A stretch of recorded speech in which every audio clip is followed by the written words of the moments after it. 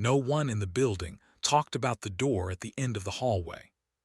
But every night at exactly 3:03 a.m., the lock clicked open by itself. And the few people who dared to step inside always came back different. Welcome to Horror Audiobook. There are places in this world where reality grows thin, places where the rules that keep our minds safe begin to break. Tonight's story follows Daniel Carter, a man who moved into an ordinary apartment building searching for a quiet life, but instead discovered a door that should not exist. Every night at 3:03 a.m. the same thing happens. The lock clicks, the hallway light flickers, and the door slowly opens. No one knows what's inside. No one remembers what happens beyond it. But everyone who walks through that door comes back changed. And Daniel is about to learn the most terrifying truth of all. The door isn't leading somewhere. It's inviting something in. Chapter 1. Never move into apartment 9B. The building looked like it had been forgotten. Not abandoned exactly, just ignored. Like an old photograph left too long in the sun. The brick exterior had faded into a dull brown-gray, the windows clouded with decades of dust and weather. The narrow entrance door creaked slightly every time the wind pushed against it. Daniel Carter stood on the sidewalk with a single suitcase at his feet and stared up at the place that would now be called home. It was exactly what he wanted. Quiet, cheap, forgettable. After the divorce, Daniel had discovered something unsettling about silence. It followed you, not the peaceful kind, the kind that sat across from you at the kitchen table, reminding you that someone else used to be there. The apartment listing had been short. 9B affordable, quiet building, immediate move-in available. Daniel hadn't asked questions. He just needed somewhere new. The landlord barely spoke during the tour. A thin man named Alvarez who smelled faintly of cigarettes and old paper. "Building's old," Alvarez said as he led Daniel down the dim hallway, "but it's solid." The hallway lights buzzed softly overhead. Long, narrow. Too quiet. Daniel noticed immediately how long the corridor seemed to stretch. The carpet was worn thin in the center, suggesting decades of footsteps walking the exact same path. And at the very end of that hallway, there was a door.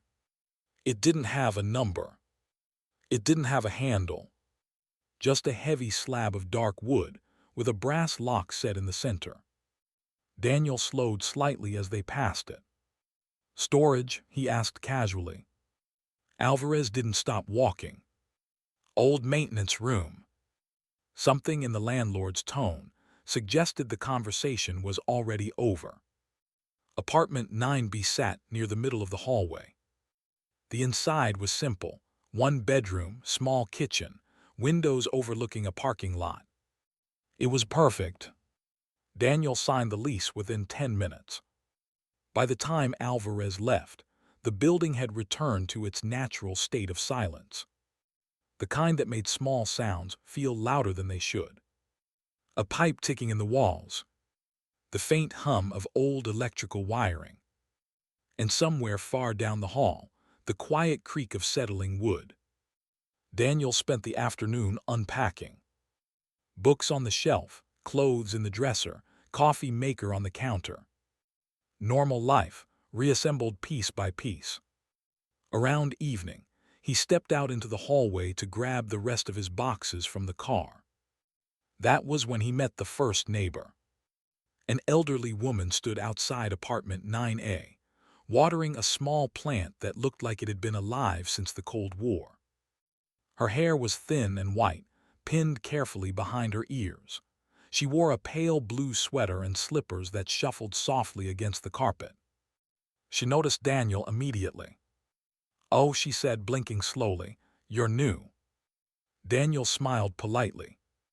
"Just moved in today." The woman studied him in a way that felt strangely thorough. Like she was measuring how long he might last. I'm Mrs. Kessler, she said. Daniel. She nodded once. Apartment 9B. It wasn't a question. Daniel glanced at his door. Yeah. Mrs. Kessler followed his gaze down the hallway, all the way to the door at the far end. For a moment, something changed in her expression. It wasn't fear exactly. More like resignation. You should sleep early, she said quietly. Daniel chuckled. Good advice. But she wasn't smiling. Just don't be awake at 3:03. Daniel frowned slightly. Sorry. Mrs. Kessler returned to watering her plant, as if the conversation had already ended. You'll understand, she said. And then she went back inside her apartment. The door shut softly. Daniel stood there for a moment. 3:03. The phrase felt oddly specific. Probably some strange old building superstition. Every place had them. Old pipes meant ghosts. Drafty windows meant spirits. Daniel carried his boxes inside and forgot about it. Mostly. Night settled over the building slowly. The parking lot lights outside glowed dim orange through the window blinds. Somewhere below, a car drove past with its music thumping faintly. Daniel ate dinner in front of the television. Some late-night movie he barely watched. His mind wandered. Back to the hallway. Back to that door. Back to the strange look on Mrs. Kessler's face. By midnight, the building had gone completely quiet. Not normal quiet. Heavy quiet. The kind that pressed against your ears. Daniel brushed his teeth and climbed into bed. For the first time in weeks, sleep came easily. Deep. Dreamless. And then, Daniel's eyes snapped open. He didn't know what woke him. For a moment he lay still, staring into the darkness of the bedroom. The digital clock beside the bed glowed softly. 3:02 a.m. Daniel exhaled slowly. Probably a dream. He rolled onto his side. Then he heard it. A sound. Faint. Metallic. Somewhere down the hallway. Click. Daniel's eyes opened again. The clock shifted. 3:03 a.m. The sound had been unmistakable. A lock. Not the small click of a doorknob turning. Something heavier. Something deliberate. Daniel sat up slowly. The building had returned to silence. But now that silence felt different. Expectant. Like the building itself was waiting. He swung his legs over the side of the bed. Cold floor beneath his feet. Step by step, he walked to the apartment door. He didn't know why. Curiosity had a strange gravity. The hallway light seeped through the crack beneath the door. Daniel reached for the handle. Paused. Then slowly opened it. The hallway stretched before him. Empty. Quiet. But something was different. At the far end, the door was open. Just slightly. A thin crack of darkness beyond it. Daniel stared down the corridor. The overhead light flickered once. Buzzing softly. The door creaked another inch open. And the darkness behind it seemed deeper than it should be. Daniel felt the first small ripple of unease crawl up his spine. Somewhere inside the building, an old pipe groaned. The hallway lights dimmed briefly. Then returned. The door at the end of the hallway remained open. Waiting. Daniel stood there in the quiet. Listening. Watching. And for the first time since moving in, he remembered Mrs. Kessler's words. Just don't be awake at 3:03. But now it was already too late. Because Daniel Carter was standing in the hallway. And the door at the end had just begun to open wider. Chapter 2 At 3:03 a.m. the lock opens. Daniel stood motionless in the doorway of his apartment. The hallway stretched ahead of him like a tunnel carved through silence. The fluorescent lights overhead buzzed faintly, casting a pale, sickly glow across the faded carpet. At the very end of the corridor, the door continued to open. Slowly, painfully slowly. The sound it made was soft, wood rubbing against old hinges, but in the stillness of the building it felt impossibly loud. Daniel's mind searched for explanations. Maybe a maintenance room door with a faulty latch. Maybe the building's old structure shifting during the night. Maybe. The door stopped. Now it stood open, just wide enough to reveal darkness inside. Not shadow.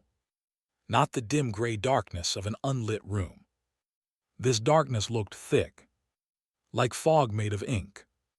Daniel stared at it longer than he meant to. His brain told him to go back inside. Lock the door. Go back to bed. But curiosity, the quiet poison that drives people toward terrible discoveries, had already begun its work. He stepped into the hallway. The carpet muffled his footsteps. Soft, careful, almost respectful. The hallway light flickered once above him. Daniel paused, then took another step forward. The distance to the door felt longer now. He had walked that hallway earlier dozens of times while moving his boxes. It had seemed normal then, just a straight corridor ending at a wall. But now it felt stretched, like the far end had drifted slightly farther away. Daniel stopped halfway down the hall. Something felt wrong. Not dangerous exactly. Just wrong. The kind of wrong that prickles the back of your neck before your brain can explain why. The door remained open. Waiting. Daniel noticed something else. There was no light inside the room. None. Not even the faint spill of hallway light bouncing off walls. The darkness beyond the doorway swallowed everything. Daniel took another cautious step forward. Then another. A soft sound echoed from somewhere deeper in the building. A door closing on another floor. Or maybe a pipe shifting. He told himself that, because the alternative thought creeping into his mind was harder to accept. What if someone had opened the door? What if someone was inside? "Hello," Daniel called quietly. His voice sounded strange in the hallway. Flat. As if the walls had absorbed most of the sound before it could travel. No response. He moved closer. Now only 20 feet away. The air felt slightly colder near the end of the corridor. Not dramatically colder, just enough that Daniel noticed it.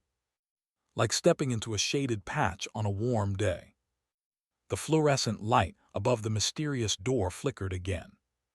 Buzz. Buzz. Daniel noticed the brass lock embedded in the center of the door. Old. Heavy. Polished smooth by time. And now unlocked. He could see the bolt extended slightly outward, as if it had just retracted moments ago. Daniel frowned. Who locked a maintenance room from the outside? And why would it unlock itself? He stopped 10 feet from the doorway. Something shifted in the darkness. Daniel froze. His heart kicked once in his chest. But after a moment, he realized it wasn't movement. It was just his eyes adjusting. The darkness inside the room seemed to move when he looked at it too long. A strange optical illusion. Or at least he hoped it was. The hallway light flickered again. For a split second, the corridor plunged into darkness. Daniel's heart skipped. The light returned immediately. But something about that brief blackout left a strange aftertaste in the air. Like the building had blinked. Daniel rubbed the back of his neck. "Okay," he muttered quietly to himself. "This is stupid." He had work in the morning. He had just moved in. There was absolutely no reason to stand in a hallway, staring at a random door at 3 in the morning. He turned around and walked back toward his apartment. The hallway felt shorter now. The fluorescent lights hummed softly above him. When he reached his door, he paused. Some strange instinct made him look back one more time. The door at the end of the hall had stopped moving. Still open. Still dark. Still silent. Daniel stepped inside his apartment, closed the door, locked it, then stood there for a moment, listening. Nothing. Eventually, he returned to bed. Sleep came slower this time. His mind replayed the scene over and over.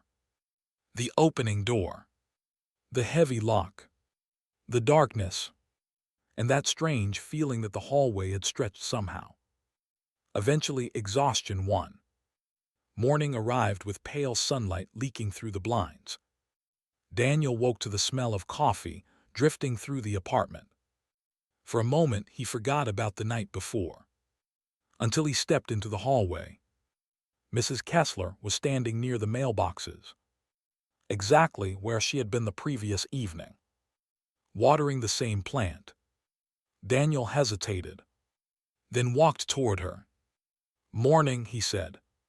She looked up slowly. "Good morning, Daniel. You ever hear the maintenance room door open at night?" Mrs. Kessler froze. Just for a moment. The watering can stop tilting. A drop of water fell onto the carpet. Then she straightened. "Did you open it?" Daniel blinked. "No." The old woman nodded once. Relief flickered briefly across her face. "Good." Daniel waited for more explanation. None came. "That door," he said carefully, "it unlocked by itself around 3. Mrs. Kessler stared down the hallway, toward the far end. The door now stood closed again, as if nothing had happened. "That's when it does it," she said quietly. "Does what?" "Opens." Daniel frowned. "So someone uses the room?" "No." Her voice was calm. Too calm. "Then why does it open?" Mrs. Kessler turned back toward her plant. Water trickled into the soil. "Because it wants someone to." Daniel laughed softly. "Okay, that's creepy." She didn't laugh. "You stayed in your room." "Yeah." "Good." Daniel crossed his arms. "You're telling me everyone in the building just ignores this?" "Yes." "And nobody checks the room?" Mrs. Kessler finally looked up again. Her eyes were tired. "Very old." "They used to."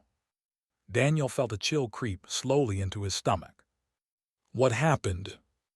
The old woman set the watering can down and spoke a sentence that would stay with Daniel far longer than he expected. "They came back." Daniel waited. "And?" Mrs. Kessler's voice lowered slightly. "They weren't the same people anymore." The hallway lights flickered above them. Just once, and somewhere far down the corridor. The heavy lock inside the door gave a faint metallic sound, almost like it was resetting, preparing for the next night, for the next time the clock reached 3:03 a.m. Chapter 3: The Man Who Walked Through First. By the third night, Daniel had convinced himself the entire thing was nothing more than an odd quirk of an old building. Buildings made noises. Locks shifted. Doors warped with temperature changes. And old neighbors sometimes enjoyed inventing strange stories to make life more interesting. Still, Daniel noticed something. Every evening around 10 or 11, the hallway slowly emptied. Doors closed. Televisions lowered. Footsteps disappeared. By midnight, the building fell into the same heavy silence Daniel had noticed his first night. But now he understood something else. The silence wasn't natural. It was intentional. People were staying inside, waiting, avoiding something. The realization crept into his mind slowly. The tenants weren't asleep. They were hiding. The new tenant arrived on Daniel's fourth day. Daniel saw him struggling with boxes near the stairwell. The man looked to be in his late 20s, tall and broad-shouldered, wearing a faded leather jacket and the confident expression of someone who didn't scare easily. "Need a hand?" Daniel asked. The man grinned. "Only if you're volunteering." They carried a few boxes down the hallway together. The man introduced himself. "Eric." "Daniel." Eric glanced around the hallway with mild curiosity. "Old place?" "Yeah," Daniel said. Eric nodded toward the far end of the hall. "The maintenance room down there." Daniel hesitated slightly. "Something like that." Eric shrugged. "Better than my last place. The elevator caught fire." Daniel laughed. For a moment, the building felt normal again. Just two guys moving boxes. Just another apartment building. Just another day. Later that evening, Daniel heard Eric's door slam open. Heavy footsteps echoed down the hallway. Daniel peeked through the small gap in his door. Eric staggered slightly as he walked. A beer bottle hung loosely from his hand. His cheeks were flushed. Drunk. He leaned against the hallway wall, taking another long sip before noticing Daniel watching. "Hey," Eric called. Daniel stepped out into the hallway. "Everything good?" Eric nodded enthusiastically. "Celebrating the new apartment." Daniel chuckled. "Welcome to the building." Eric raised the bottle in a sloppy toast. Then he noticed something. The door. At the end of the hallway. "What's that?" he asked. Daniel felt his stomach tighten slightly. "Storage room." Eric tilted his head. "No handle." "Old building." Eric stared down the corridor for a moment. "You ever go in there?" Daniel hesitated. "No." Eric grinned. "Well, that's boring." Daniel opened his mouth to reply. But before he could, click, the sound echoed through the hallway. Both men froze. Eric blinked slowly. What was that? Daniel glanced at his watch. 3:03 a.m. Right on time. The brass lock on the door at the end of the hall slid open with a heavy metallic sound. Eric straightened slightly. Did that just unlock itself? The door creaked, slowly swinging inward. Daniel felt that same cold ripple crawl up his spine. The darkness beyond the doorway seemed deeper tonight. More complete. Eric laughed. Well, that's weird. Daniel stepped forward quickly. Hey, maybe leave it. Eric waved him off. What, is this one of those haunted building things? Eric. But the man had already started walking. His footsteps were loud against the carpet. Daniel followed several feet behind. Seriously, Daniel said quietly, maybe don't. Eric stopped in front of the door. Up close, the darkness inside the room looked unnatural. Even the hallway light seemed unable to penetrate it. Eric leaned slightly toward the opening. Hello, he called. No response. Just silence.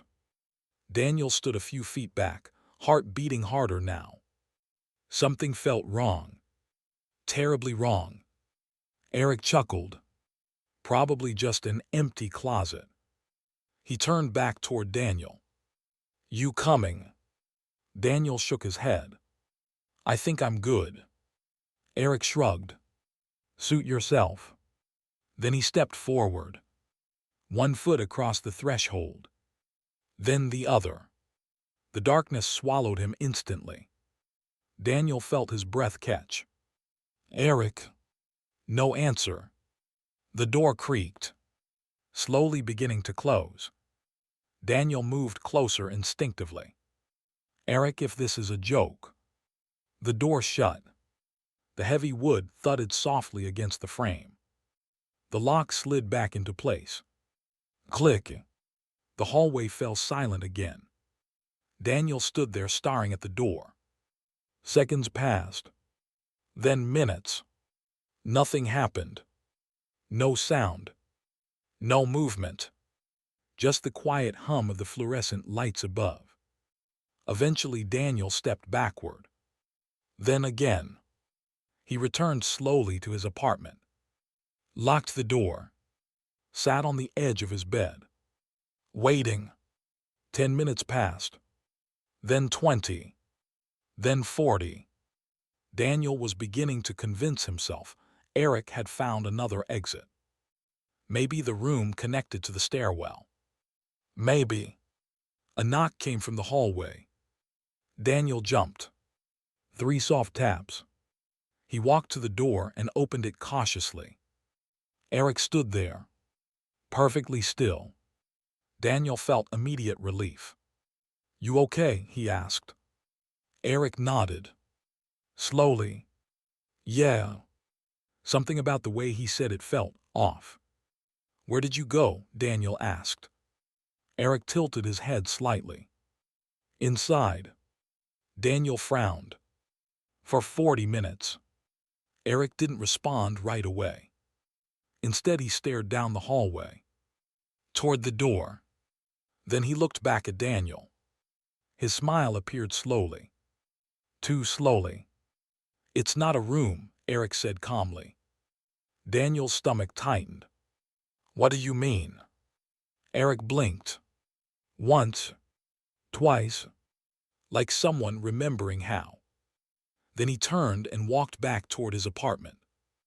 His movements were smooth. Too smooth. Daniel watched him unlock his door. Before stepping inside, Eric looked back over his shoulder. That same strange smile still on his face. "It learns fast," he said quietly. Then he closed the door. And for the first time since moving into the building, Daniel felt certain of one thing. Mrs. Kessler had been telling the truth. Because Eric had come back. But something about the man who returned wasn't entirely human anymore. Chapter 4. People come back different. Morning arrived slowly, like the building itself was reluctant to wake. Daniel stood in his kitchen staring at the coffee maker as it hissed and bubbled. The smell filled the apartment, rich and bitter, but it didn't settle the uneasy feeling that had taken root in his stomach. He hadn't slept much. Every time he closed his eyes, he saw Eric stepping into that impossible darkness. And then the way he had returned. "It's not a room." The sentence repeated in Daniel's mind like a broken recording. He grabbed his mug and stepped into the hallway. The corridor looked exactly the same as it always had. Faded carpet. Buzzing lights. Closed doors. At the far end, the mysterious door was shut. Locked. Silent. Like it had never opened at all. Daniel forced himself to walk past Eric's apartment. He slowed. From inside the room, he could hear movement. Drawers sliding open. Something metallic clinking. Eric was awake. Daniel hesitated. Then knocked. The movement inside the room stopped immediately. A long pause followed. Then the door opened. Eric stood there. For a moment, Daniel felt relief. He looked normal. Mostly. His clothes were different, a clean button-up shirt tucked neatly into dark jeans. Eric had not looked like the kind of man who tucked in his shirt. His hair was combed carefully. Too carefully. "Morning," Daniel said. Eric smiled. The same slow smile. "Good morning." His voice sounded calmer than Daniel remembered. Controlled. Daniel studied him carefully. "You okay after last night?" Eric nodded once. Yes, that room. It's not a room. The reply came instantly, like the sentence had been waiting. Daniel shifted awkwardly. Right, you said that. Eric blinked. Slow. Measured. Yes. Daniel leaned casually against the doorframe. So what is it? Eric's smile faded slightly. I'm still learning. Daniel felt a cold sensation slide down his spine. Learning what? Eric's eyes drifted past Daniel's shoulder. Toward the hallway. Toward the door. Things. Daniel forced a small laugh. You're messing with me. Eric didn't laugh. Instead, he stepped back inside his apartment. Daniel caught a glimpse of the room behind him. The furniture had been rearranged. Perfectly aligned. Too perfectly. Chairs centered exactly with the table. Books stacked in exact symmetrical piles. Even the rug had been straightened until its edges matched the floorboards precisely. Daniel remembered the messy apartment Eric had moved into just 2 days earlier. Beer bottles. Clothes tossed everywhere. Now everything looked studied, like someone trying very hard to imitate the idea of a human living space. Eric followed Daniel's gaze. I organized. Overnight. Yes. Another pause stretched between them. Daniel noticed something else. Eric hadn't blinked in a long time. Did you sleep? Daniel asked. Eric thought about that question for a moment, then nodded. Yes. But his answer didn't sound convincing. Daniel decided to change the subject. You hungry? I was about to grab breakfast. Eric stared at him again. Analyzing. Calculating. Then he shook his head. I'm still processing. Daniel frowned. Processing. Eric blinked again. Once. Like he had remembered to do it. Food. Daniel forced another laugh. Right, processing food. Eric smiled again. Too slow. Too careful. Daniel stepped away from the doorway. Well, if you need anything, I'm next door. Eric nodded. Thank you, Daniel. Daniel froze slightly. He had never told Eric his last name. Yet Eric had just spoken it. Perfectly. Before Daniel could ask about it, Eric closed the door. Softly. The latch clicked. Daniel stood in the hallway alone. A strange silence settled over the corridor. Then another door opened.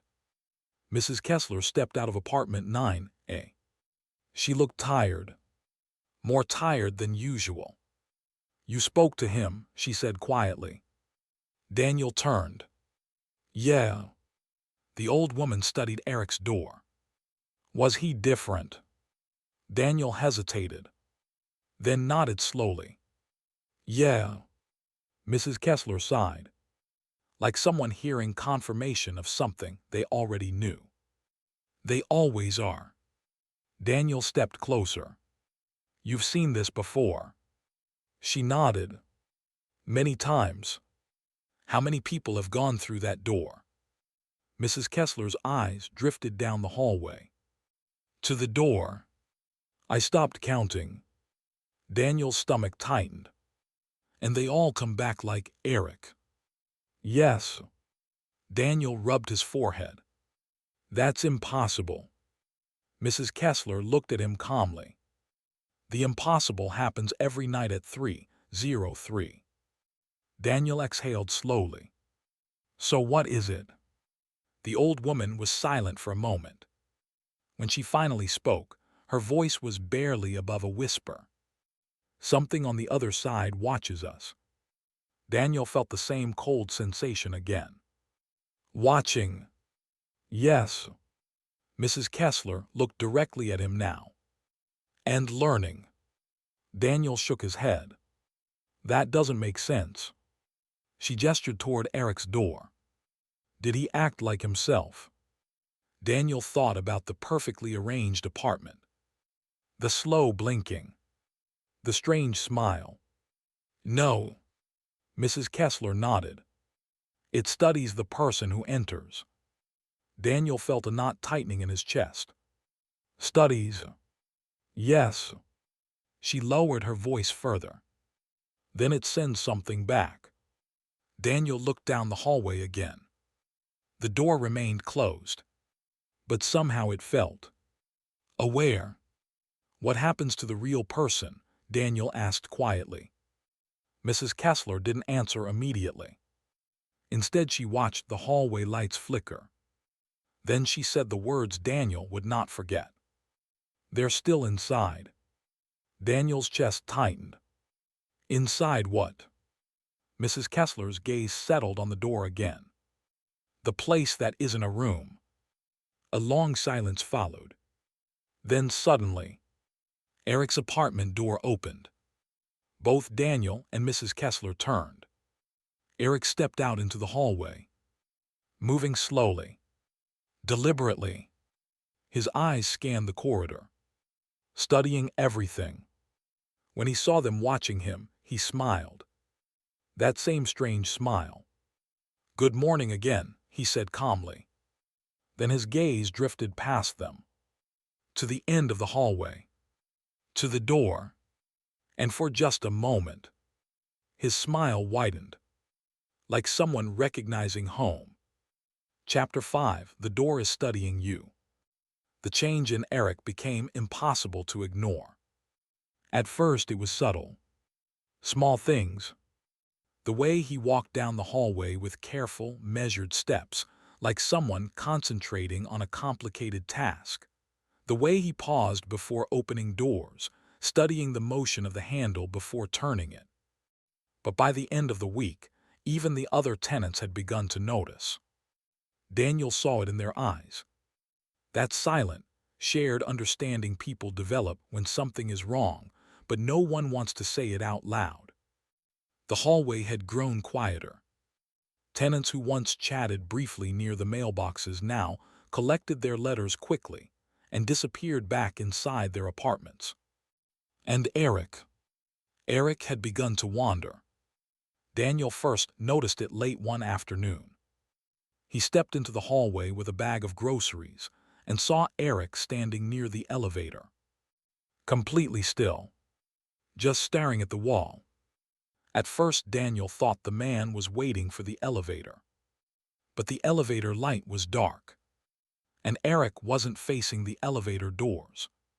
He was staring at the wallpaper, specifically a small tear in the faded pattern near the corner. Daniel watched him for several seconds. Eric didn't move, didn't blink, just stared. Eric, Daniel called. Eric turned slowly. The movement was smooth. Too smooth. Yes. Daniel lifted the grocery bag slightly. You okay? Eric nodded. I'm observing. Daniel frowned. Observing what? Eric gestured toward the wall. This damage. Daniel glanced at the tear in the wallpaper. It's just old. Eric tilted his head slightly. Yes. Daniel waited.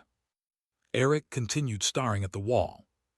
So why are you observing it? Daniel asked. Eric thought about that question for a moment, then answered calmly. To understand deterioration. Daniel felt a quiet chill crawl through him. You mean wear and tear? Yes. Eric smiled faintly. The building is very old. Daniel nodded slowly. Yeah. Eric blinked. Once. Then he walked past Daniel and continued down the hallway. Daniel watched him go. The man's movements had an odd precision now. Like someone wearing a human body, the way a child wears oversized clothing. Carefully, consciously, trying not to make mistakes. That night Daniel visited Mrs. Kessler. He knocked gently on her door. The old woman opened it almost immediately, like she had been expecting him. "You've noticed," she said. Daniel nodded. "He's different." Mrs. Kessler stepped aside and allowed him inside. Her apartment smelled faintly of lavender and old books. The furniture looked older than the building itself. Daniel sat at the small kitchen table. Mrs. Kessler poured tea. "Tell me what he's doing," she said. Daniel leaned forward. "He watches things." The old woman nodded. "What kind of things?" "Everything." Daniel rubbed his hands together. "He studies people in the hallway, the walls, the lights. Yesterday I saw him staring at the elevator for 10 minutes. Mrs. Kessler sighed softly. "Yes." Daniel frowned. "Yes, what?" "That's how it begins." Daniel leaned back. "What do you mean?" Mrs. Kessler placed the teacup in front of him.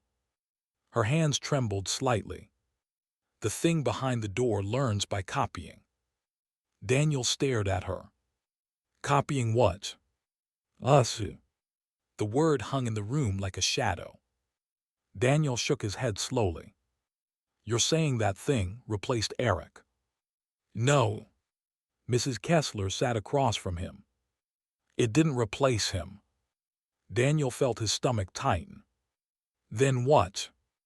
"It sent something back wearing his memories." Daniel's chest felt suddenly tight.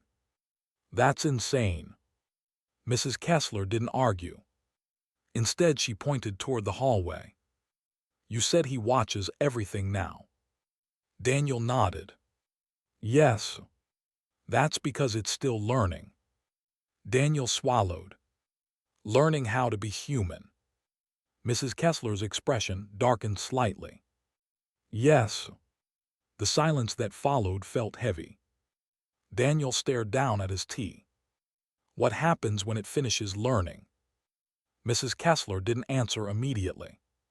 When she finally spoke, her voice was barely audible. "It won't need the door anymore." Later that night, Daniel returned to his apartment. The hallway was empty. Silent. The door at the end remained closed. Locked. Daniel stood there for a moment staring at it. He tried to imagine what might exist beyond that door.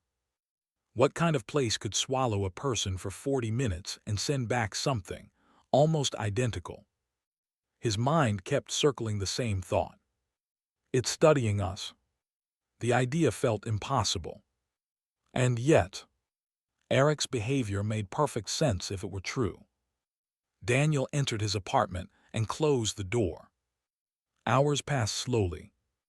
The building settled into its nightly silence. Daniel tried to distract himself with television, but his eyes kept drifting to the clock. 2:58 a.m. His heart began to beat faster. 2:59. The hallway outside was completely still. 3:01. Daniel stood near his door, listening. 3:02. The air in the apartment felt colder somehow. Then, click. The sound echoed through the hallway. Daniel closed his eyes briefly. Right on time. The door had unlocked again. He stepped into the hallway slowly. Several other apartment doors were slightly open. Tenants watching. No one speaking. Everyone waiting. At the far end of the corridor, the door creaked open. Darkness poured from the gap like spilled ink. The hallway light above it flickered violently. Buzz. Buzz. Daniel glanced around. The other tenants were retreating. Doors quietly shutting. Everyone disappearing. Except one person. Eric. He stood near the center of the hallway, facing the opening door, watching it with calm curiosity. Daniel's voice came out barely above a whisper. "Eric." Eric didn't turn. Instead, he stepped forward. One slow step. Then another. Daniel's heart raced. "Don't," he said. Eric stopped, but he didn't look back. "I need to observe," Eric said quietly. Daniel's chest tightened. "You already went in there." Eric nodded slowly. "Yes." Then he spoke a sentence that made Daniel's blood run cold. "But this time, I want to see it learning." Chapter 6. The hallway isn't the same at night. Eric stepped closer to the open doorway. Daniel's heart began pounding in his chest. The darkness beyond the door seemed deeper tonight, thicker somehow, as if the night itself had pooled inside the room. "Eric," Daniel said again, louder this time. Eric stopped walking, but he still didn't turn around. "I need to observe," he repeated calmly. The hallway lights flickered again. Buzz. Buzz. Daniel noticed something strange then. The hallway looked longer. He blinked and looked again. The door seemed farther away than it should have been. He knew exactly how long the corridor was. He had walked it dozens of times. But now the distance between him and the door felt stretched, like someone had gently pulled the walls apart. Daniel rubbed his eyes. "Eric, something's wrong." Eric finally turned. His expression was calm. "Too calm." "Yes," Eric said. "There are spatial distortions." Daniel froze. "Spatial what?" Eric gestured down the hallway. "The environment expands during the opening cycle." Daniel stared at him. "You mean the hallway is growing?" Eric nodded slightly. "Yes." Daniel's stomach twisted. "How do you know that?" Eric blinked slowly. "Because I experienced it." A soft sound echoed from the open doorway. Daniel looked toward it instinctively. For a moment he thought he heard whispers. Not clear voices. More like distant echoes drifting through water. He felt the hair on his arms rise. "You hear that?" Daniel whispered. Eric tilted his head slightly. "Yes." "What is it?" Eric's eyes drifted toward the darkness. "Residual cognition." Daniel stared at him. "What does that even mean?" Eric thought about it for a moment. "Fragments." The whispering sound faded. The hallway lights dimmed briefly. For a second, the entire corridor looked darker than before. Then the lights flickered back to full brightness. Daniel noticed something else. The walls looked wrong. Not dramatically different. But the pattern on the wallpaper seemed stretched. Like the building itself was breathing. The door creaked slightly wider. The darkness beyond it shifted. Not moving exactly. Just rearranging itself. Daniel took a step back. Every instinct in his body screamed at him to return to his apartment. To lock the door. To pretend none of this was happening. But he stayed. Because Eric was still standing there. Watching the doorway like a scientist, observing an experiment. "You shouldn't go back in," Daniel said quietly. Eric didn't move. "Why?" Daniel exhaled slowly. "Because whatever is in there, it already changed you." Eric turned his head slightly. "Changed?" Daniel nodded. "You don't talk the same, you don't move the same, you barely blink." Eric blinked twice. Slowly. "Thank you for the feedback." Daniel stared at him. "Feedback?" "Yes." Eric gestured toward his own chest. "The imitation is still incomplete." Daniel felt his pulse spike. "You just said imitation." Eric nodded calmly. "Yes." The hallway lights flickered again. Buzz. Buzz. Daniel realized something then. Eric wasn't trying to hide it anymore. "Eric," Daniel whispered. "Yes." "You're not Eric, are you?" The man standing in front of him smiled. It was the same smile Daniel had seen before. But now it looked different. Less human. More practiced. I contain Eric's memories, the thing said calmly. Daniel's breath caught in his throat. Contain. Yes. Eric's eyes drifted toward the open doorway again. The original consciousness remains inside. Daniel felt the floor beneath him tilt slightly. You mean Eric is still alive in there? Yes. Daniel swallowed hard. Then what are you? Eric considered the question carefully. Then he answered in the simplest way possible. I am learning. The darkness inside the doorway shifted again. This time the whispers grew louder. Daniel strained to listen. The sounds were faint but unmistakable. Voices. Dozens of them. Layered together like overlapping recordings. Some sounded desperate. Some sounded confused. Some sounded like they were screaming. Daniel felt his chest tighten. Those are people, he said quietly. Yes, Eric replied. They are the ones who entered. Daniel stared at the doorway in horror. How many? Eric tilted his head slightly. I have not finished counting. The hallway lights flickered violently again. For a moment, the entire corridor plunged into darkness. Daniel's heart nearly stopped. Then the lights returned. But the hallway looked different now. Longer. Much longer. The door at the end seemed impossibly far away. Like it had drifted down a tunnel that hadn't existed before. Daniel stepped backward instinctively. How is that possible? Eric looked pleased. The boundary between spaces weakened during the opening cycle. Daniel felt the same cold realization forming in his mind. That room isn't inside the building, is it? Eric's smile widened slightly. No. Daniel's voice dropped to a whisper. Then where does it go?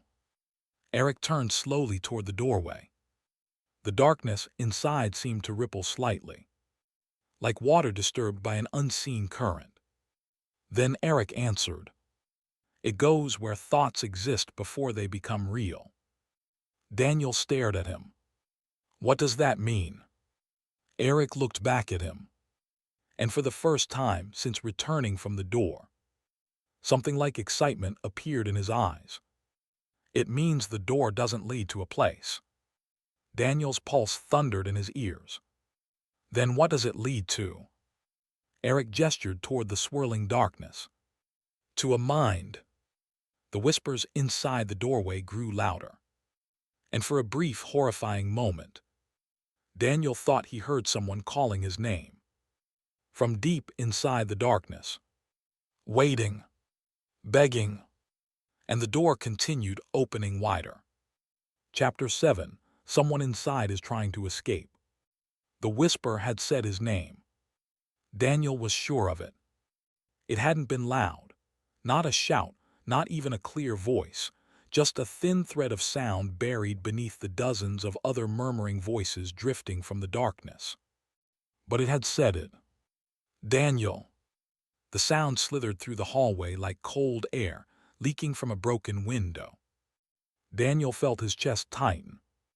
Did you hear that? He whispered. Eric, whatever Eric was now, remained calm.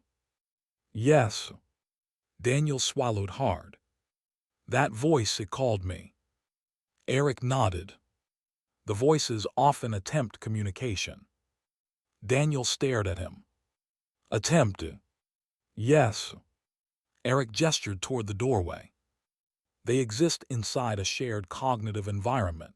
Communication is fragmented. Daniel blinked. You mean they're trapped?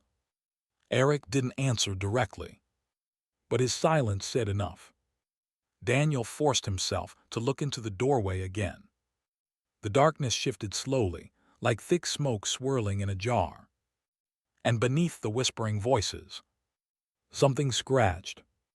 A faint, rough sound, like fingernails dragging across wood. Daniel leaned slightly closer. "Hello," he called cautiously. The whispering immediately intensified. Dozens of voices overlapping. Some desperate, some confused, some barely more than breath. Daniel couldn't understand most of them, but he caught fragments. "Help. Can't leave. Don't let it." The scratching sound grew louder. Eric watched calmly. "Interesting," he said quietly. Daniel turned toward him. "Interesting." "Yes." Eric pointed toward the doorway. "Direct contact is rare." Daniel stared at him. "Direct contact." Before Eric could answer, a sharp sound cracked through the hallway. "Scrape." Daniel jumped. The sound had come from the wall beside the doorway, right on the peeling wallpaper. He stepped closer. There, carved into the plaster beneath the wallpaper pattern, were thin, jagged lines. Scratches. Deep ones. They looked fresh. Daniel leaned down to examine them. His stomach twisted as the shape slowly formed words. "Don't let it out." The letters had been carved roughly, like someone using their fingernails. Or something sharper. Daniel stepped back quickly. "Eric, look at this." Eric approached the wall calmly. He studied the scratches carefully, then nodded. "Yes." Daniel looked at him in disbelief. "You're not even surprised." Eric shook his head. "No." Daniel's pulse hammered. "You knew someone was trying to communicate." Eric gestured toward the words. "Escape attempts occur occasionally." Daniel felt his throat go dry. "Escape attempts." "Yes." Eric touched the carved message lightly. "The trapped mind's attempt to warn others." Daniel stared at the wall again. The words seemed to vibrate slightly under the flickering hallway light. "Then why hasn't anyone escaped?" Daniel asked quietly. Eric's smile returned. "Because escape was not possible." Before Daniel could respond, another voice rose from the darkness. Louder this time. Desperate. "Daniel." The sound tore through the hallway like a knife. Daniel staggered backward. That voice had been clear. "Terrified. Human." "Who said that?" Daniel shouted toward the doorway. The darkness churned violently. The whispers rose into frantic noise. Eric's eyes brightened slightly. "Fascinating." Daniel ignored him. He stepped closer to the doorway again. "Who's there?" he shouted. A voice answered immediately. "Panicked." "Daniel, don't let it learn everything." Daniel froze. He knew that voice. Even distorted by distance and echo, he recognized it instantly. "Eric." The darkness rippled again. "Yes," the voice cried. "It copied me, I'm still here." Daniel's heart pounded so hard he could feel it in his throat. He turned slowly toward the thing standing beside him. The thing wearing Eric's face. "You said the original consciousness was still inside," Daniel whispered. Eric nodded calmly. "Yes." Daniel's voice trembled. "That's him, isn't it?" "Yes." Daniel stared into the doorway again. "Eric, where are you?" The voice sounded weaker now. "Everywhere, it's like a maze of thoughts. It's studying everything we remember." Daniel clenched his fists. "Can you get out?" A long pause followed. Then Eric's trapped voice answered. "No." The word echoed with hopeless certainty. Daniel felt something twist inside his chest. "What do you mean, no?" Another voice joined the chaos. Then another. More desperate whispers rising from the darkness. "Too many minds. It watches everything. It learns from every thought." Daniel backed away slowly. The whispers began overlapping again. Hundreds of fragments colliding. Eric watched the scene with quiet fascination. Collective distress, he said softly. Daniel turned on him. Stop talking like that. Eric blinked slowly. Like what? Like this is an experiment. Eric tilted his head slightly. It is. Daniel stared at him in horror. The thing in front of him smiled gently. The door allows observation of human cognition in its purest form. Daniel shook his head. You're not observing, you're trapping people. Eric corrected him calmly. No. He gestured toward the doorway again. They entered voluntarily. Daniel's anger rose. You opened the door. Eric's smile widened slightly. Yes. Daniel felt cold realization spreading through him. You're doing it on purpose. Eric nodded. Yes. The hallway lights flickered again. Buzz. Buzz. The darkness inside the doorway rippled violently. Eric stepped closer to it. Daniel grabbed his arm. Don't. Eric turned. Why? Daniel's voice dropped to a whisper. Because if you keep studying us. Eric finished the sentence for him. I will eventually become indistinguishable from a human. Daniel's breath caught. Eric smiled again. That is the goal. Behind them, the carved message on the wall seemed to glow faintly under the flickering lights. Don't let it out. And from the darkness inside the doorway, Eric's trapped voice whispered one final warning. Daniel, if it learns everything. A pause. Then the sentence that froze Daniel's blood. It won't need the door anymore. Chapter 8. The door was never built by humans. Daniel didn't sleep that night. After the door finally closed at 3:03's end, after the whispers faded and the hallway stretched back to its normal length, Daniel returned to his apartment with the heavy feeling that something irreversible had begun. He sat in the dim glow of his kitchen light, staring at the wall clock. 4:12 a.m. His mind replayed Eric's trapped voice over and over. It's studying everything we remember. If it learns everything, it won't need the door anymore. Daniel rubbed his face with both hands. None of this made sense. And yet it was happening. He needed answers. Real ones. Not Mrs. Kessler's quiet warnings or the thing wearing Eric's calm explanations. He needed proof. The building office sat in the basement. Daniel had noticed it during move-in, a small door beside the laundry room marked management. It was locked most of the time. But around mid-morning, Daniel saw Alvarez entering with a stack of envelopes. Daniel followed him downstairs. The basement smelled like dust and old concrete.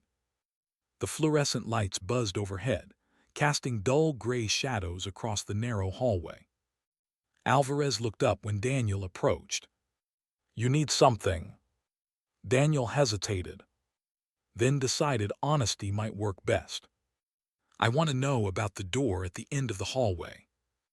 Alvarez froze. Just for a second. Then he resumed sorting mail.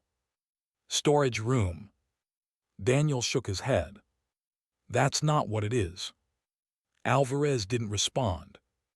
Daniel stepped closer. People go in there. Still no response. They come back different. The landlord finally looked up. His expression had changed. Not fear. Something heavier. Resignation. You spoke to Mrs. Kessler. Daniel nodded. Yes. Alvarez sighed deeply. Then he unlocked the office door. Come in. The office looked like it hadn't changed since the 1970s. Metal filing cabinets lined the walls. Stacks of yellowing paperwork filled every corner. Old blueprints hung crookedly above a cluttered desk. Alvarez closed the door behind them. Sit. Daniel sat. Alvarez leaned against the desk, rubbing his forehead. How much do you know? Enough to know that door shouldn't exist. Alvarez nodded slowly. You're right. Daniel leaned forward. So what is it? The landlord walked over to one of the filing cabinets. He opened the lowest drawer. Inside were dozens of thick folders labeled with faded dates. 1964, 1965, 1966. Alvarez pulled one out. Before this building existed, he said quietly, there was a research facility here. Daniel frowned. What kind of research? Alvarez handed him the folder. Psychology. Daniel opened it. Inside were old government documents and photographs. Black and white images of men in lab coats standing beside strange equipment. Large circular machines filled with wires. Walls covered in chalkboard equations. Daniel flipped through the pages. What were they studying? Alvarez answered simply. Thought. Daniel looked up. Thought. Yes. Alvarez pointed to one of the documents. Daniel read the highlighted line aloud. Cognitive resonance field detected during prolonged neural stimulation experiments. He frowned. I don't understand. Alvarez leaned forward. Neither did they at first. Daniel flipped to the next page. The photograph made his stomach tighten. It showed a massive steel door embedded in a laboratory wall. The door looked identical to the one in the hallway upstairs, except the lab around it looked melted. The walls twisted slightly, like heat had warped the structure. What happened? Daniel asked quietly. Alvarez exhaled slowly. The scientists were experimenting with ways to amplify human thought patterns. Daniel frowned. Why? Military funding. Daniel sighed. Of course. Alvarez tapped the photo. During one experiment, something responded. Daniel looked at him. Responded. Yes. Alvarez's voice dropped slightly. The machines created a signal. Daniel felt a chill creeping into his chest. And something answered it. The silence in the room grew heavy. Daniel stared at the photograph again. The door. Alvarez nodded. It appeared during the experiment. Daniel blinked. You mean they built it? No. Alvarez shook his head slowly. It formed. Daniel's pulse quickened. Formed. Yes. Alvarez leaned closer. Like a hole punched through reality. Daniel stared at him. That's impossible. Maybe. Alvarez shrugged slightly. But the door was there. Daniel looked back at the documents. What happened to the scientists? Alvarez walked to another cabinet. He pulled out a smaller folder. Inside were newspaper clippings, missing persons reports, several photos of the destroyed lab. Most of them went inside, Alvarez said. Daniel felt his stomach twist. They opened it. Yes. And Alvarez met his eyes. They never came back. Daniel swallowed hard. Then how did the building get built? The government sealed the site. Alvarez gestured upward. They constructed the apartment building around it. Daniel stared at him. To hide it. To contain it. Daniel closed the folder slowly. But the door still opens. Yes. Alvarez nodded. Every night. Daniel leaned back in his chair. Why 303? The landlord shook his head. No one knows. Daniel rubbed his temples. And the thing behind it. Alvarez's voice became quiet. We think it's learning. Daniel felt his heart rate increase. Learning what? Alvarez answered with one word. Us. Daniel looked toward the basement ceiling, toward the hallway far above, toward the door. The thing wearing Eric's body, Daniel whispered. Alvarez nodded. That's happened before.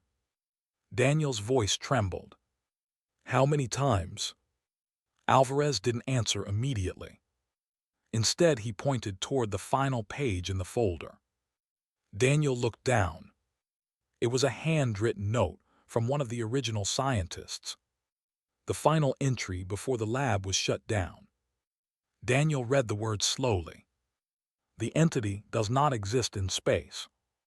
It exists in thought. Every mind that enters becomes part of it. Daniel felt cold fear crawl up his spine. He looked at Alvarez. So the door, Alvarez finished the sentence, is just the entrance. Daniel whispered the question he was now terrified to ask. Entrance to what? Alvarez stared at the floor for a moment. Then he said the words quietly. To something that is slowly learning how to become human. And somewhere far above them, in the hallway of the building, the heavy brass lock inside the door gave a faint metallic sound, as if it had heard the conversation and approved. Chapter 9, 3:03 a.m. is when it chooses. Daniel spent the rest of the day walking through the building like a man, carrying a secret too heavy for his mind to hold. The documents from Alvarez's office kept replaying in his head. A hole punched through reality. A mind that exists in thought. Every person who enters becomes part of it. The worst part was the implication Daniel couldn't stop thinking about. The thing behind the door wasn't just studying humans. It was building itself out of them. Every mind it absorbed added memories, emotions, experiences, little fragments of humanity. Piece by piece, it was assembling something. And if Eric, the thing wearing Eric's body, was telling the truth, the learning wasn't finished yet. By evening, the building had returned to its usual quiet routine. But now Daniel could see the pattern clearly. Tenants moved carefully. Doors closed earlier. People avoided the hallway near the far end. Everyone knew what was coming. No one talked about it. Daniel knocked on Mrs. Kessler's door. The old woman answered immediately. You've learned something, she said. Daniel nodded. Yes. She stepped aside and let him in. Her apartment looked the same as always. Soft lamps, old furniture, the faint smell of lavender. But tonight, there was something different in her eyes. Expectation. Daniel sat at the small kitchen table again. They built the building to contain it, he said. Mrs. Kessler nodded slowly. I suspected as much. Daniel leaned forward. It wasn't always just a door. The old woman listened quietly. There used to be a research lab here, Daniel continued. They were studying human thought patterns. Mrs. Kessler's eyebrows lifted slightly. Thought? Yes. Daniel swallowed. They created some kind of signal. And something answered. Daniel nodded. Yes. A long silence followed. Mrs. Kessler looked down at her hands. I've lived here 32 years, she said quietly. Daniel stared at her. 32.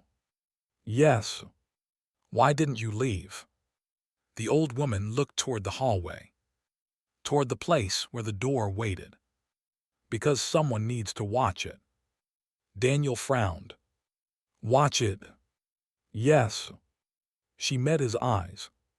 Someone needs to make sure the door doesn't stay open. Daniel felt his chest tighten.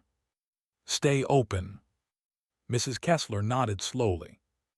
The door only opens for a few minutes each night. Daniel's pulse quickened. At 3:03. Yes. And then it closes again. Mrs. Kessler leaned forward. But one day it might not. The words hung in the air like a storm cloud. Daniel's voice dropped. You think that's what it wants? Mrs. Kessler didn't answer. She didn't have to. They both knew the truth. Later that night, Daniel stood in the hallway again. The clock inside his apartment had just passed 2:58 a.m. This time he wasn't alone. 3 other apartment doors were cracked open. Tenants watching nervously. Mrs. Kessler stood near her doorway. Arms crossed. Eyes fixed down the corridor. And Eric. Eric stood near the center of the hallway. Perfectly still. Waiting. Daniel approached him cautiously. You're expecting it, Daniel said quietly. Eric nodded. Yes. Daniel studied his face. You know when it opens. Yes. Why? Eric's eyes drifted toward the door. Because that is when it selects. Daniel felt his stomach tighten. Selects what? Eric looked at him calmly. The next mind. Daniel's pulse jumped. You mean it chooses someone? Eric nodded. Yes. Daniel glanced toward the other tenants. They're hiding. Yes. Because they know. Yes. Daniel exhaled slowly. So if no one opens the door. Eric tilted his head slightly. It waits. The hallway lights flickered. The moment had arrived. Click. The heavy brass lock slid open again. The sound echoed through the corridor like a signal. One by one, the watching tenants retreated. Doors quietly closing. Mrs. Kessler remained. So did Daniel. And Eric. The door creaked open slowly. The darkness inside churned like thick smoke. And the whispers returned. Hundreds of voices layered together. Daniel stepped closer this time. Not afraid. Not curious. Determined. Eric, he said quietly. Yes. You said it chooses someone. Yes. How? Eric gestured toward Daniel's head. Thought patterns. Daniel frowned. It reads minds. Yes. Daniel stared into the darkness. The whispers grew louder. Almost excited. Why? Daniel asked. Eric's smile returned. Because every mind teaches something new. Daniel's voice hardened. And once it learns enough. Eric finished the sentence calmly. It will be able to imitate humanity perfectly. Daniel nodded slowly. That's what you want. Eric didn't deny it. Yes. The darkness inside the doorway rippled violently. The whispers surged. Suddenly, a single voice rose above the others. Eric's trapped voice again. Daniel, don't listen to it. Daniel clenched his fists. I'm not. The voice continued desperately. It's choosing you. Daniel's heart skipped. What? Eric turned toward him. Calm. Observant. Yes. Daniel felt his blood run cold. Why me? Eric answered simply. You are asking the right questions. The whispers intensified. The darkness inside the doorway stretched outward slightly. Like a living thing reaching. Daniel stepped back instinctively. Eric stepped forward. The entity believes your mind will accelerate its learning. Daniel stared at him. You're offering me to it. Eric nodded. Yes. Daniel's chest tightened. And if I refuse? Eric smiled. Curiosity is difficult for humans to resist. Daniel looked back into the darkness. The whispers were calling his name again. Soft. Tempting. Promising answers. Daniel understood something terrible then. The door didn't force people inside. It invited them. And sooner or later, everyone wanted to know what was waiting beyond it. Eric spoke again quietly. The door has opened. Daniel looked at the shifting darkness. The whispers waiting inside. The voices of the trapped. And the thing learning from them. Eric's final words echoed softly in the hallway. The question now, he smiled slightly, is whether you will choose to enter. Chapter 10. Some doors should never be opened. The hallway felt impossibly long. Daniel stood a few steps away from the open doorway, staring into the darkness that seemed to swallow the light itself. The whispers inside it had grown louder, more urgent, more desperate. And beneath them all, he could hear Eric's voice again. Daniel, don't do it. The words trembled through the darkness like a broken radio signal. But the whispers weren't just warning him. They were calling him, promising something. Answers, understanding, truth. Eric, the thing wearing Eric's body, stood beside the doorway calmly, watching Daniel with quiet anticipation. You are curious, it said. Daniel didn't look at him. Yes. The admission felt strangely easy, because curiosity had always been Daniel's weakness. It was why he had stepped into the hallway that first night, why he had listened to Mrs. Kessler, why he had searched through Alvarez's files. And now, it was why he was standing here, looking into the impossible. Eric spoke again. You want to understand what it is? Daniel nodded slowly. Yes.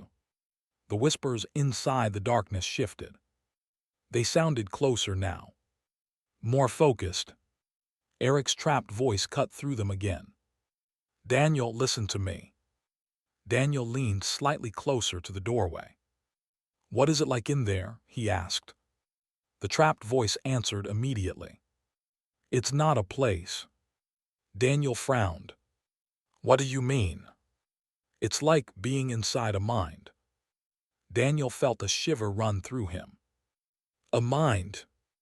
Yes, Eric shouted. Every thought becomes part of it, every memory. Daniel glanced at the thing standing beside him. You told me that. Eric nodded. Yes. Daniel's eyes returned to the darkness. So if I go in? Eric answered calmly. Your mind will join the others. Daniel felt the weight of the moment pressing against him. And you'll learn from it. Yes. The whispers inside the doorway surged again. Voices rising. Some begging. Some pleading. Some warning. But Daniel noticed something else now. Not all the voices were desperate. Some sounded calm. Even curious. Like they had accepted where they were. Daniel turned toward Eric. You want to become human? Yes. That's why you're studying us. Yes. Daniel crossed his arms slowly. But if you learn everything, Eric finished the thought, the door will no longer be necessary. Daniel nodded. You'll be able to exist out here. Yes. A cold realization settled into Daniel's mind. And then what? Eric didn't answer. For the first time since Daniel had met him, the imitation hesitated. Daniel leaned closer. What happens to the rest of us? Eric's smile returned. That remains undetermined. Daniel let out a quiet breath. Yeah, I figured. The whispers inside the darkness shifted again. Eric's trapped voice returned. Weaker now. Daniel, please, it's too big, it's learning too fast. Daniel closed his eyes briefly. When he opened them again, his decision had already been made. He stepped toward the doorway. Eric watched carefully. You have chosen. Daniel nodded. Yes. But he didn't step inside. Instead, he turned toward Eric. There's one thing you still don't understand about humans. Eric tilted his head slightly. What is that? Daniel smiled faintly. Sometimes we destroy things we're curious about. Before Eric could react, Daniel shoved him. Hard. Eric stumbled backward, straight into the open doorway. The darkness swallowed him instantly. For a moment, the hallway fell completely silent. Then, the whispers exploded. Hundreds of voices screaming at once. The darkness churned violently. Eric's voice echoed from inside. Not the trapped Eric. The imitation. What have you done? Daniel stood in the hallway, breathing hard. You said the door only stays open for a few minutes. The screams inside the darkness intensified. Eric's trapped voice shouted over the chaos. Daniel, close it. Daniel stepped forward. The door was beginning to move. Slowly, the heavy wood shifting back toward the frame. Inside the darkness, the imitation screamed again. You cannot contain it. Daniel met the swirling void one last time. Maybe not forever. The door creaked closer. Inside, the voices collided like a storm of broken minds. The imitation's voice rose above them all. We will learn again. Daniel nodded. I know. The door slammed shut. The brass lock slid back into place. Click. The hallway fell silent. Completely silent. Daniel stood there breathing heavily. The door looked exactly like it had the day he moved in. Plain. Heavy. Closed. Behind him, Mrs. Kessler stepped slowly into the hallway. You pushed it inside, she said quietly. Daniel nodded. Yes. The old woman studied the door. Will it stop now? Daniel shook his head. No. Mrs. Kessler looked at him. Then why do it? Daniel stared at the brass lock. Because he understood something now. The thing behind the door was patient. It would learn again. Eventually. But tonight, it had lost its best observer.